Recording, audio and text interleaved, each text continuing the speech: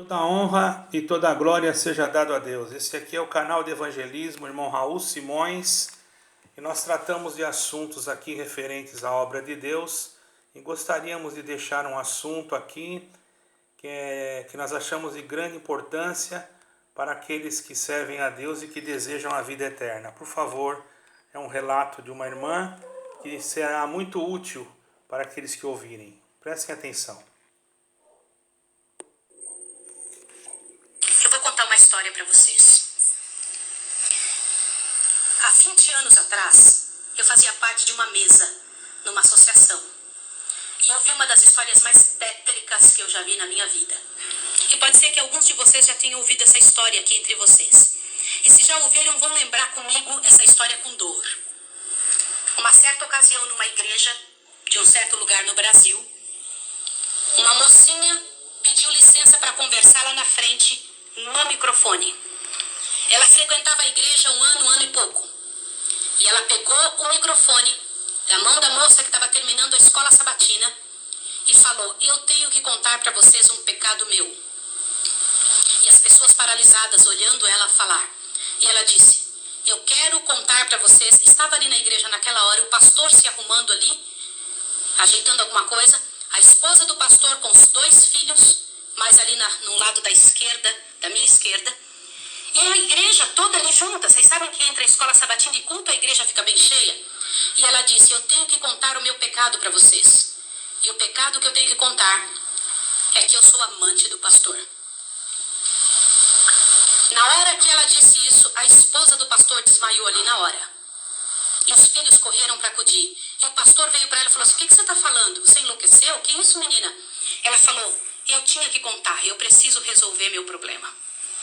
Eu preciso salvar a sua alma. Eu preciso resolver você. Os danitas, eles sempre usam essa: cuidado, eu preciso ajudar. Sempre usam a palavra da ajuda, viu? E naquele momento a igreja toda ficou em alvoroço. Eu não preciso dizer que não houve culto. Não houve culto. Não conseguiram fazer o culto. A esposa do pastor foi levantada dali, foi levada lá para fora. O pastor não sabia o que fazer. Começou a dizer: irmãos, por favor, isso é um grande mal entendido. Ela dizia: não é, meu bem. Eu precisava dizer, eu tenho que salvar você e tenho que salvar a mim. E ela foi levada para um quartinho. A esposa do pastor foi atrás e começou a conversar com ela. E falou com ela. E foi um alvoroço muito grande. E ela disse: olha, eu vou te provar que isso é verdade. Nós combinamos que ninguém nunca ia saber. Foi uma coisa muito bem feita. Mas eu preciso te contar. E falou para a esposa do pastor.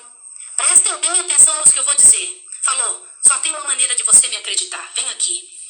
O seu marido tem uma marca na genitália dele. E a marca é assim, assim, assim. E a esposa olhou para ela e acreditou nela na hora. Sabe por quê? Porque aquele pastor nunca tinha tido contato sexual com nenhuma pessoa, só com sua esposa. Eles se casaram virgens. E ela disse: ninguém sabe disso. Como é que essa moça sabe? Consegue imaginar o que é isso? E ela também nunca tinha contado isso para ninguém.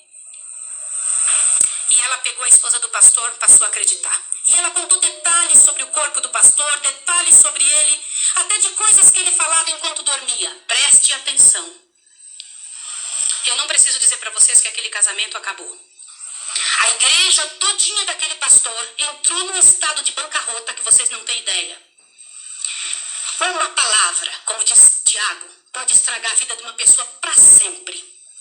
Sabe quantos anos se passou dessa história? Até que eu fiquei sabendo, isso foi há 20 anos atrás que eu fiquei sabendo. Já tinha se passado 20 anos que isso tinha acontecido. Por que eu fiquei sabendo dessa história? Foi numa mesa, numa comissão, numa associação. O presidente um dia nos chamou e disse o seguinte: irmãos, eu preciso da ajuda de vocês de oração por algo. O que foi? Há 20 anos atrás aconteceu a história de um pastor e contou toda a história para nós. Foi numa igreja assim, assim, assim, e nós tiramos a credencial desse pastor.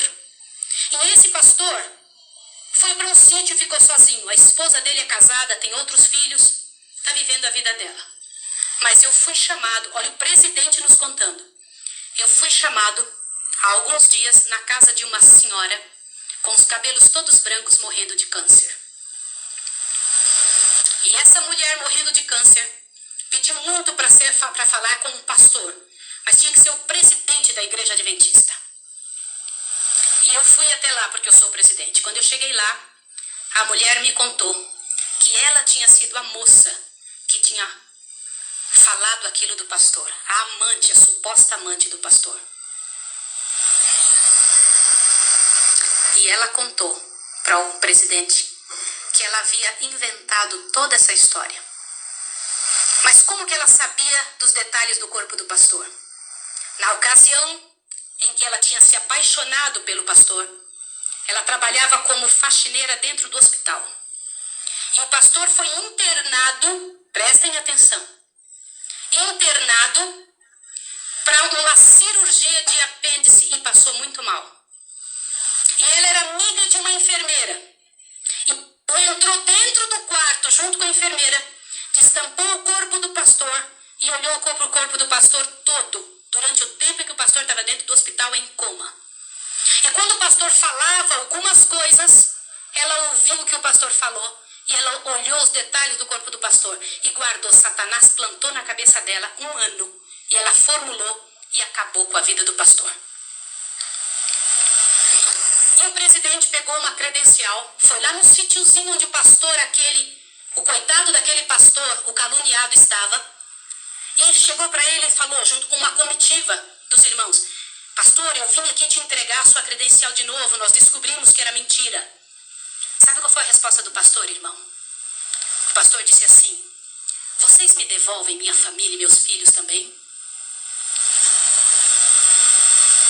Vocês me devolvem minha reputação? Se vocês não devolverem junto, eu prefiro ficar aqui. E esse pastor, uns dias atrás, eu soube que ele morreu lá naquele lugar. Quem foi a assassina daquele pastor? Não foi só aquela mulher, foram todos que falaram junto.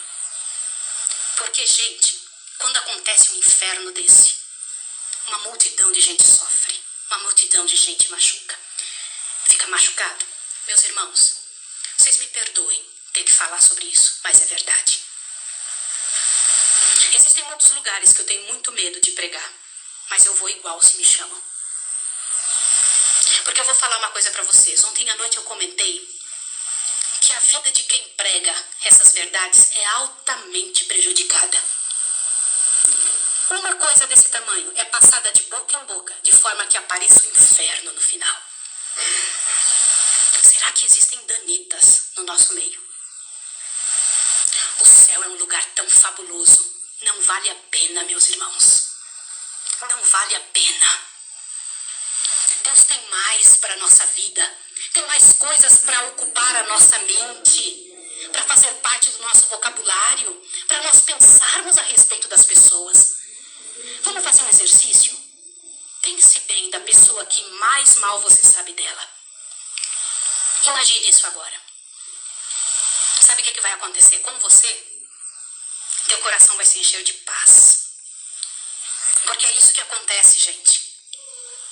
Se você não for capaz de abrir a sua boca para trazer paz para a vida de alguém, não abra a sua boca para trazer o inferno para a vida de quem quer que seja.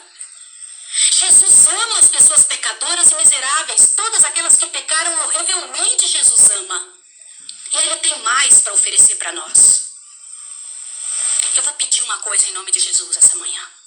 Uma coisa que é muito difícil de fazer. Mas se há alguém em nome de Jesus que falou algo de outra pessoa, ainda que seja verdade, e que não pediu perdão, que peça perdão a Deus agora e corra e peça perdão para a pessoa. Sabe por quê? Abre seu ouvido, que agora a parte principal desse sermão está aqui. Em nome de Jesus, abre seu ouvido. Eu preciso que você ouça, não deixa nada te atrapalhar. Você sabe por que existem igrejas frias que não mudam?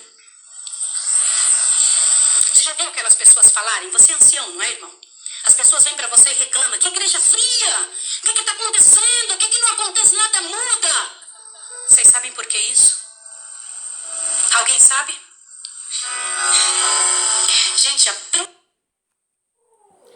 Por isso, irmãos, devemos ter cuidado naquilo que ouvimos, porque o Senhor não terá o culpado por inocente, nem o inocente por culpado.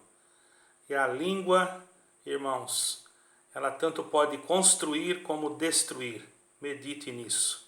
Guardemos esse conselho que é para o bem das nossas almas. Deus abençoe a todos, que toda honra e que toda glória seja dado a nosso Senhor Jesus Cristo. Amém e amém.